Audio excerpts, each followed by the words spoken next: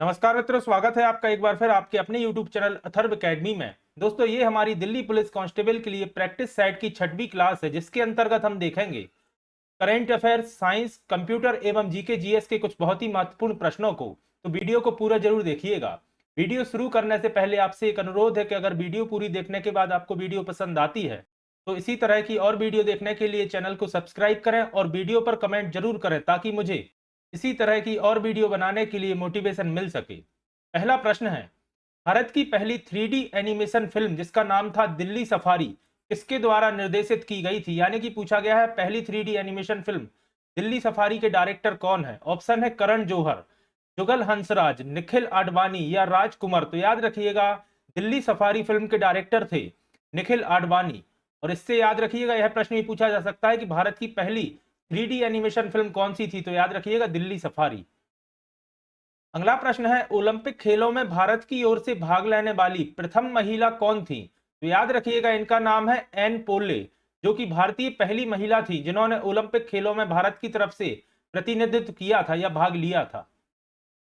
अगला प्रश्न है, प्रथम भारतीय गायक या गायिका जिन्होंने एकल गायन में सर्वाधिक स्टूडियो रिकॉर्डिंग का विश्व कीर्तिमान गिनीज बुक में नाम दर्ज कराया है, वह कौन है? ऑप्शन है लता मंगेशकर, आशा भोसले, जगजीत सिंह या मन्ना डे। तो याद रखिएगा, आशा भोसले जी ऐसी प्रथम भारतीय गायिका है जिन्होंने एकल गायन में सर्वाधिक स्टूडियो रिकॉर्डिंग का विश्व रिकॉर्ड कीर्तिमान गिनीज बुक में नाम दर्ज कराया है। जनरली लोग इस प्रश्न का सही जवाब लता मंगेशकर लगाते हैं, लेकिन याद रखिएगा, इसका सही जवाब आशा भोसले है। अगला प्रश्न है, एशिया का प्रथम डीएनए बैंक कहां बना है? तो दोस्तों, एशिया का प्रथम डीएनए बैंक लखनऊ उत्तर प्रदेश में बनाया गया है। तो ऑप्शन नंबर सी इसका सही जवाब है। अगला प्रश्न है, विश्व की सबसे लंबी भ्रंश घाटी कौन सी है? तो याद रखिएगा, विश्व की सबसे लंबी भ्रंश घाटी है जॉर्डन से जोम्बेजी नदी तक। तो ऑप्शन नंबर बी इसका सही जवाब है। अगला प्रश्न है, किस देश में सर्वाधिक अम्ल वर्षा यानी कि एसिड रेन होती है? तो याद रखिएगा, नॉर्वे देश में सर्वाधिक एसिड रेन या अम्ल वर्षा होती है। अगला प्रश्न है, किस महासागर में द्वीपों की संख्या सर्वाधिक है? ऑप्शन है अटलांटिक महासागर, प्रशांत महासागर, हिंद महासागर या आर्कटिक सागर। तो याद रखिएगा, प्रशांत महासागर में द्वीपों की संख्या सर्वाधिक है। और पूछा जाए कितनी है, तो लगभग 10,000 छोटे बड़े द्वीप मौजूद है प्रशांत महासागर में। अगला प्रश्न है, विश्व की सबसे बड़ी खारे पानी की झील कौन सी है? तो आप सभी जानते हैं, यह प्रश्न पहले कई एग्जाम्स में पूछा जा चुका है। और कैस्पियन सागर विश्व की सबसे बड़ी खारे पानी की झील है, जो कि रूस में स्थित है। अगला प्रश्न है, सबसे बड़ी नौकागम्य नहर कौन सी है? नौकागम्य नहर का मतलब होता है जहां नाव या फिर पानी के जहाज चलते हैं। और सुएज नहर इसका सही जवाब होगा। सुएज नहर दुनिया की सबसे बड़ी नौकागम्य नहर है। और अगर पूछा जाए कहां है, तो याद रखिएगा, मिस्र में सुएज नहर स्थित है। और पूछा जाए अगर सुएज नहर किन सागर को जोड़ती है, तो याद रखिएगा, भूमध्य सागर को। भूमध्य सागर को लाल सागर से जोड़ती है सुएज नहर। अगला प्रश्न है, विश्व वन क्षेत्र में किस एक का फैलाव का प्रतिशतता सर्वाधिक है? यानी कि विश्व वन क्षेत्र में सर्वाधिक प्रतिशत किस वन का है? इसका सही जवाब होगा, उष्णकटिबंधीय वनों का प्रतिशत विश्व के कुल वनों में सर्वाधिक है। अगला प्रश्न है, विश्व के सबसे बड़े एवं घने वन कहां स्थित हैं? तो दोस्तों, ब्राजील में विश्व के सबसे बड़े एवं सबसे घने वन मौजूद हैं। तो ऑप्शन नंबर सी इसका सही जवाब होगा। अगला प्रश्न है, ऑस्कर के साथ नोबेल पुरस्कार जीतने वाले विश्व के प्रथम एवं एकमात्र व्यक्ति कौन है? तो याद रखिएगा, जॉर्ज वार्डन शॉ एकमात्र ऐसे विश्व के व्यक्ति हैं जिन्हें ऑस्कर के साथ नोबेल पुरस्कार से भी सम्मानित किया जा चुका है। और याद रखिएगा, जॉर्ज वार्डन शॉ को साहित्य के क्षेत्र में नोबेल पुरस्कार दिया गया था। अगला प्रश्न है, भारत द्वारा संयुक्त राष्ट्र शांति सेना में सर्वप्रथम सेना कहां भेजी गई थी? तो याद रखिएगा, भारत द्वारा कोरियाई युद्ध में कोरिया भेजी गई थी संयुक्त राष्ट्र सेना के साथ सर्वप्रथम भारतीय सेना। अगला प्रश्न है, world of all human rights पुस्तक के लेखक कौन है? ऑप्शन है चेतन भगत, विष्णु सहाय, सोली जे सोराब जी या अरुण जेटली। तो याद रखिएगा, world of all human rights के लेखक हैं सोली जे सोराब जी। ऑप्शन नंबर सी इसका सही जवाब होगा।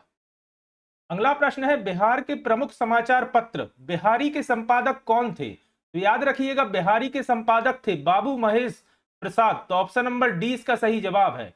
और यह प्रश्न भी दोस्तों पहले कई एग्जाम से पूछा जा चुका है, याद रखिएगा। अगला प्रश्न है, निम्नलिखित में से कौन सी पुस्तक तिलक द्वारा लिखी गई थी? तिलक यानी कि इधर बाल गंगाधर तिलक जी की बात की जा रही है, और बाल गंगाधर तिलक ने गीता रहस्य लिखी थी, याद रखिएगा।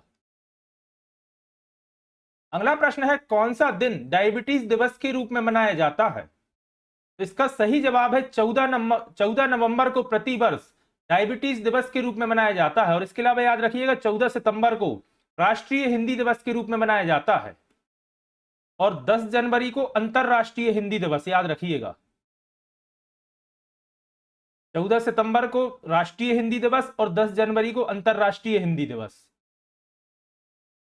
अगला प्रश्न है, विश्व जल संरक्षण दिवस कब मनाया जाता है? दोस्तों यह प्रश्न भी स्टार मार्क करिएगा, पहले कई एग्जाम से पूछा जा चुका है। और याद रखिएगा, प्रतिवर्ष 22 मार्च को विश्व जल संरक्षण दिवस के रूप में मनाया जाता है। और 28 फरवरी आप सभी जानते हैं राष्ट्रीय विज्ञान दिवस के रूप में मनाया जाता है, जिस दिन सीवी रमन ने रमन प्रभाव की खोज की थी। राष्ट्रीय विज्ञान दिवस 28 फरवरी, और 22 मार्च विश्व जल दिवस।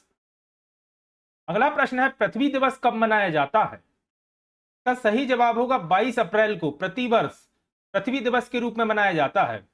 22 मार्च को विश्व जल दिवस, 22 अप्रैल को पृथ्वी दिवस, 21 सितंबर को याद रखिएगा अंतरराष्ट्रीय शांति दिवस मनाया जाता है। 24 अक्टूबर आप सभी जानते हैं यूएसए का गठन हुआ था, यानी कि संयुक्त राष्ट्र संघ दिवस मनाया जाता है 24 अक्टूबर को। इसके अलावा याद रखिएगा 10 दिसंबर को मानव अधिकार दिवस के रूप में मनाया जाता है। दोस्तों राष्ट्रीय एवं अंतरराष्ट्रीय दिवस से 1 या 2 प्रश्न आपको हर एग्जाम में देखने को मिलेंगे, हर शिफ्ट में, याद रखिएगा। अगला प्रश्न है, होमी भाभा पुरस्कार निम्न में से किस क्षेत्र में विशेष योगदान के लिए दिया जाता है? दोस्तों होमी जहांगीर भाभा आपने सभी ने नाम सुना होगा, भारत में एटॉमिक एनर्जी के जनक माने जाते हैं, और नाभिकीय ऊर्जा के क्षेत्र में विशेष योगदान के लिए होमी भाभा पुरस्कार दिया जाता है। इसके अलावा याद रखिएगा अंतरिक्ष अनुसंधान के लिए आर्यभट्ट पुरस्कार दिया जाता है। अगला प्रश्न है, भारत सरकार निम्नलिखित में से कौन सा पुरस्कार नहीं देती? तो आप सभी जानते हैं भारत रत्न, पद्म भूषण एवं अशोक चक्र, यह तीनों भारत सरकार द्वारा दिए जाते हैं, लेकिन कलिंग पुरस्कार भारत सरकार नहीं देती। इसके अलावा याद रखिएगा कलिंग पुरस्कार का पूरा नाम है कलिंग यूनेस्को पुरस्कार, जो कि विज्ञान के प्रचार एवं विज्ञान के संचार के क्षेत्र में यूनेस्को द्वारा दिया जाता है, याद रखिएगा। अगला प्रश्न है, विद्युत बल्बों में सामान्यतः निष्क्रिय नाइट्रोजन और आर्गन गैसों का प्रयोग निम्नलिखित में से किस लिए होता है? दोस्तों विज्ञान का प्रश्न है। ऑप्शन है, उत्सर्जित प्रकाश की तीव्रता को बढ़ाने के लिए, तंतु का जीवन बढ़ाने के लिए, तंतु यानी कि फिलामेंट, उत्सर्जित प्रकाश को रंगीन बनाने के लिए, या बल्ब का उत्पादन किफायती बनाने के लिए। तो दोस्तों नाइट्रोजन एवं आर्गन गैसों का प्रयोग किया जाता है उत्सर्जित प्रकाश की तीव्रता बढ़ाने के लिए। तो ऑप्शन नंबर ए इसका सही जवाब होगा। अगला प्रश्न है, जब गेंद फर्श पर गिरती है तो उच्छालित होती है यानी कि उछलती है, और इसका क्या कारण है? इसका कारण होता है न्यूटन के तीसरे नियम के अनुसार प्रत्येक क्रिया की एक प्रतिक्रिया होती है। इस कारण से बॉल नीचे गिरती है और जंप लेके फिर ऊपर आ जाती है। दोस्तों पिछले कुछ समय से देखने को मिल रहा है कि विज्ञान में प्रैक्टिकल टाइप प्रश्न ज्यादा एग्जाम में पूछे जाते हैं। अगला प्रश्न है, ट्रांसफार्मर एक प्रकार का उपकरण है जो शक्ति को बढ़ाता है, वोल्टता को बढ़ाता है, वोल्टता को घटाता है, या धारा और वोल्टता को माप सकता है। तो दोस्तों ट्रांसफार्मर आप सभी जानते हैं वोल्टेज को बढ़ाता एवं घटाता है, तो वोल्टता को बढ़ाता है एवं वोल्टता को घटा सकता है। तो ऑप्शन नंबर 2 और 3 सही है, मतलब ऑप्शन नंबर सी इसका सही जवाब है। वोल्टेज कम करता है और ज्यादा करता है। अगला प्रश्न है, मोटर कार में शीतलन तंत्र या जिसे रेडिएटर कहा जाता है किस सिद्धांत पर कार्य करता है? तो दोस्तों रेडिएटर केवल संवहन के सिद्धांत पर कार्य करता है। तो ऑप्शन नंबर 20 का सही जवाब है। अगला प्रश्न है, लंबी कूद लगाने वाला कूदने से पहले दौड़ता क्यों है या क्यों दौड़ता है? ऑप्शन है, क्योंकि वह ज्यादा दूरी तय कर सके, क्योंकि वह संवेग संरक्षण बनाए रखता है, क्योंकि दौड़ने से उसे ऊर्जा लब्धि होती है, क्योंकि उसे संवेग लब्धि होती है। तो दोस्तों वह इसलिए कूदने से पहले दौड़ता है क्योंकि वह संवेग संरक्षण बनाए रखता है। तो ऑप्शन नंबर 20 का सही जवाब है। अगला प्रश्न है, जब दूध को प्रबल ढंग से मथा जाता है तो उसमें से क्रीम किस कारण से अलग होती है। दोस्तों यह प्रश्न इस तरह से भी पूछा जाता है कि दूध से क्रीम बनाने की विधि में किस बल का प्रयोग किया जाता है। तो याद रखिएगा, अपकेंद्रीय बल का प्रयोग किया जाता है दूध से क्रीम अलग करने के लिए। और यह भी दोस्तों स्टार मार्क करिएगा, काफी महत्वपूर्ण प्रश्न है। अगला प्रश्न है, निम्नलिखित यौगिकों में से कौन सा एक शांति कारक औषधि के रूप में प्रयुक्त होता है। दोस्तों शांति कारक औषधि के रूप में पोटेशियम ब्रोमाइड उपयोग किया जाता है। तो ऑप्शन नंबर ए इसका सही जवाब होगा, जो कि एक यौगिक है यानी कि कंपाउंड है। अगला प्रश्न है, प्रधानमंत्री नरेंद्र मोदी द्वारा अनावरण किए गए भारत के पहले यात्री ड्रोन का क्या नाम था। पवन, सूरज, वायु या वरुण। तो दोस्तों मोदी जी द्वारा अनावरण किए गए भारत के पहले यात्री ड्रोन का नाम था वरुण। तो ऑप्शन नंबर डी इसका सही जवाब होगा। अगला प्रश्न है, भारतीय क्रिकेट कंट्रोल बोर्ड ने घरेलू क्रिकेट में किसके लिए एक नई A+ श्रेणी की शुरुआत की है। तो दोस्तों बीसीसीआई ने एम्पायर के लिए एक नई श्रेणी की शुरुआत की है, A+ श्रेणी के एम्पायर, याद रखिएगा। अगला प्रश्न है, किस दिन को राष्ट्रीय ध्वज अंगीकरण दिवस के रूप में मनाया जाता है। तो दोस्तों राष्ट्रीय ध्वज अंगीकरण के रूप में 22 जुलाई को प्रतिवर्ष मनाया जाता है। तो ऑप्शन नंबर 20 का सही जवाब होगा। अगला प्रश्न है, हाल ही में घोषित 68वें राष्ट्रीय फिल्म पुरस्कारों में किस फिल्म को सर्वश्रेष्ठ फीचर फिल्म का पुरस्कार दिया गया था। दोस्तों यह पुरस्कार जीता था सोराई पोट्टू ने। ऑप्शन नंबर सी इसका सही जवाब होगा। और याद रखिएगा, सोराई पोट्टू ने 5 अलग अलग कैटेगरी में पुरस्कार जीते थे। और सोराई पोट्टू एक तमिल भाषी पिक्चर है, याद रखिएगा। और मुख्य अभिनेता है इनमें सूर्या। सूर्या ने भी बेस्ट एक्टर का अवार्ड जीता था, याद रखिएगा। अगला प्रश्न है, भारत किस देश के साथ व्यापक सीमा प्रबंधन योजना को प्रभावी ढंग से लागू करने के लिए सहमत हुआ है। तो दोस्तों भारत बांग्लादेश के साथ व्यापक सीमा प्रबंधन योजना को प्रभावी ढंग से लागू करने के लिए सहमत हुआ है। अगला प्रश्न है, दिनेश गुणवर्धन ने किस देश के नए प्रधानमंत्री के रूप में शपथ ली है। तो दोस्तों याद रखिएगा, दिनेश गुणवर्धन श्रीलंका के नए प्रधानमंत्री है। तो ऑप्शन नंबर ए इसका सही जवाब होगा। अगला प्रश्न है, भारत तिब्बत सीमा पुलिस यानी कि इसे ही आईटीबीपी कहा जाता है। आईटीबीपी ने पूर्व उत्तर भारत में अपना पहला पर्वत युद्ध प्रशिक्षण केंद्र कहां बनाया है। तो याद रखिएगा, यह बनाया गया है डोबांग में। ऑप्शन नंबर 20 का सही जवाब होगा। किसने बनाया है, तो आईटीबीपी ने। आईटीबीपी का पूर्ण रूप होता है Indo Tibet border protection force, sorry border police. अगला प्रश्न है, केंद्र सरकार ने किसकी अध्यक्षता में न्यूनतम समर्थन मूल्य पर एक समिति का गठन किया है। तो दोस्तों केंद्र सरकार ने संजय अग्रवाल की अध्यक्षता में न्यूनतम समर्थन मूल्य की एक समिति का गठन किया है। अगला प्रश्न है, असम और किस राज्य ने 7 दशक पुराने सीमा विवाद को सुलझाने की दिशा में एक कदम के तहत नमसाई घोषणा पर हस्ताक्षर किए हैं। तो दोस्तों असम एवं अरुणाचल प्रदेश ने अपने सीमा विवाद को निपटाने के लिए नमसाई घोषणा पर हस्ताक्षर किए हैं, याद रखिएगा।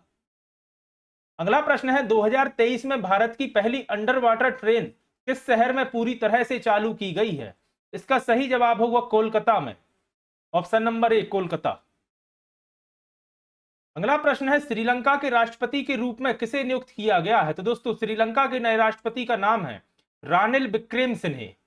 ऑप्शन नंबर बी याद रखिएगा, रानिल विक्रमसिंघे। अगला प्रश्न है, किस राज्य ने पाठ्यक्रम की चौथी वर्षगांठ के सम्मान में हैप्पीनेस उत्सव मनाया है। तो दोस्तों अपने पाठ्यक्रम की चौथी वर्षगांठ पर दिल्ली सरकार ने हैप्पीनेस उत्सव मनाया है। तो ऑप्शन नंबर सी इसका सही जवाब होगा। अगला प्रश्न है, हेनले पासपोर्ट इंडेक्स 2022 में भारत का स्थान क्या है। तो याद रखिएगा, हेनले पासपोर्ट इंडेक्स 2022 में भारत का स्थान है 87वां, 87। अगला प्रश्न है, भारतीय विश्वविद्यालयों के संघ के अध्यक्ष के रूप में किसे नियुक्त किया गया है। तो दोस्तों भारतीय विश्वविद्यालय के संघ के अध्यक्ष के रूप में सुरंजन दास को नियुक्त किया गया है, याद रखिएगा। अगला प्रश्न है तुलनी त्योहार किस राज्य में मनाया जाता है? तो याद रखिएगा तुलनी त्योहार नागालैंड में मनाया जाता है, तो ऑप्शन नंबर बी इसका सही जवाब है। दोस्तों त्योहार एवं उत्सव महोत्सव से भी एक या दो प्रश्न आपको हर एक शिफ्ट में देखने को मिलेंगे। अगला प्रश्न है किस राज्य सरकार ने स्कूलों में बैगलेस दिनों की घोषणा की है? तो दोस्तों यह घोषणा छत्तीसगढ़ सरकार द्वारा की गई है। ऑप्शन नंबर डी इसका सही जवाब होगा। अगला प्रश्न है क्रांतिकारी स्वतंत्रता सेनानी अल्लूरी सीताराम राजू की जन्मस्थली किस राज्य में स्थित है? तो याद रखिएगा अल्लूरी सीताराम राजू की जन्मस्थली आंध्र प्रदेश में स्थित है। और याद रखिएगा अल्लूरी सीताराम राजू की 30 फीट ऊंची प्रतिमा का अनावरण प्रधानमंत्री मोदी जी ने किया है 2022 में। और कहां किया है? तो याद रखिएगा आंध्र प्रदेश में। अगला प्रश्न है भारत का सबसे बड़ा फ्लोटिंग सौर ऊर्जा संयंत्र एनटीपीसी द्वारा पूरी तरह से चालू किया गया था, जिसे किस राज्य में विकसित किया गया है? तो दोस्तों इसे मध्य प्रदेश में विकसित किया गया है। याद रखिएगा एनटीपीसी के द्वारा सबसे बड़ा सौर ऊर्जा फ्लोटिंग सौर ऊर्जा संयंत्र। और अगर पूछा जाता है कहां किया गया है, तो याद रखिएगा इंदिरा सागर डैम में। इंदिरा सागर डैम मध्य प्रदेश के खंडवा जिले के अंतर्गत आता है, जो कि नर्मदा नदी का एक डैम है, इंदिरा सागर डैम। अगला प्रश्न है न्यू पोयम प्लेटफॉर्म को किस अंतरिक्ष एजेंसी द्वारा लॉन्च किया गया है? तो दोस्तों न्यू पोयम प्लेटफॉर्म को नासा द्वारा लॉन्च किया गया है, तो ऑप्शन नंबर 20 का सही जवाब होगा। अगला प्रश्न है प्रधानमंत्री के रोजगार सृजन कार्यक्रम को किस वित्तीय वर्ष तक के लिए बढ़ा दिया गया है? तो दोस्तों प्रधानमंत्री के रोजगार सृजन कार्यक्रम को वर्ष 2026 तक के लिए बढ़ा दिया गया है। याद रखिएगा। अगला प्रश्न है एलआईसी ने किस नाम से बचत बीमा योजना की शुरुआत की है? तो दोस्तों एलआईसी की नई बचत बीमा योजना का नाम है बीमा रत्न। अगला प्रश्न है दुनिया का सबसे तेज कंप्यूटर कौन सा है? तो दोस्तों हाल ही में विकसित हुआ फ्रंटियर दुनिया का सबसे तेज कंप्यूटर है। याद रखिएगा। अगला प्रश्न है पुरुष हॉकी एशिया कप 2022 में भारतीय टीम ने कौन सा पदक जीता है? याद रखिएगा हॉकी एशिया कप 2 वर्ष के अंतराल से होता है, जो कि 2022 में हुआ था, और इसमें भारत ने ब्रॉन्ज मेडल जीता था। याद रखिएगा option number C bronze medal या कांस्य पदक।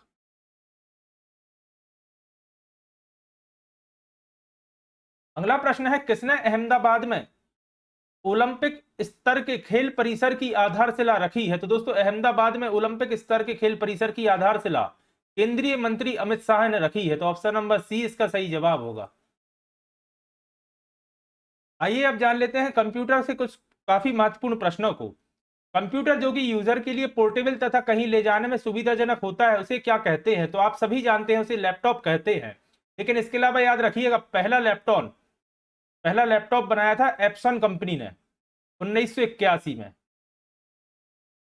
दोस्तों एग्जाम में कंप्यूटर के प्रश्नों का लेवल थोड़ा सा हाई आपको देखने को मिलेगा, क्योंकि लेवल बढ़ता जा रहा है। तो याद रखिएगा एप्सन कंपनी ने पहला लैपटॉप बनाया था 1981 में। अगला प्रश्न है IBM 700 किसका उदाहरण है? तो याद रखिएगा IBM 700 या 700 सेकेंड जनरेशन के कंप्यूटर का उदाहरण है, तो इसका सही जवाब होगा द्वितीय जनरेशन। और अगर 700 की जगह याद रखिएगा 790 आपको एग्जाम में देखने को मिलता है, तो 790 तीसरी जनरेशन के कंप्यूटर का उदाहरण है, थर्ड जनरेशन। प्रथम जनरेशन के भी नाम याद रखिएगा ENIAC, ये तो सबसे अधिक पूछा जाता है एग्जाम में, याद रखिएगा। इसके अलावा मार्क 1, यह दोनों पहली जनरेशन के कंप्यूटर थे, ENIAC और मार्क 1। प्रथम जनरेशन IBM 700 या 700, second generation 790 IBM 790 third generation के कंप्यूटर के उदाहरण है।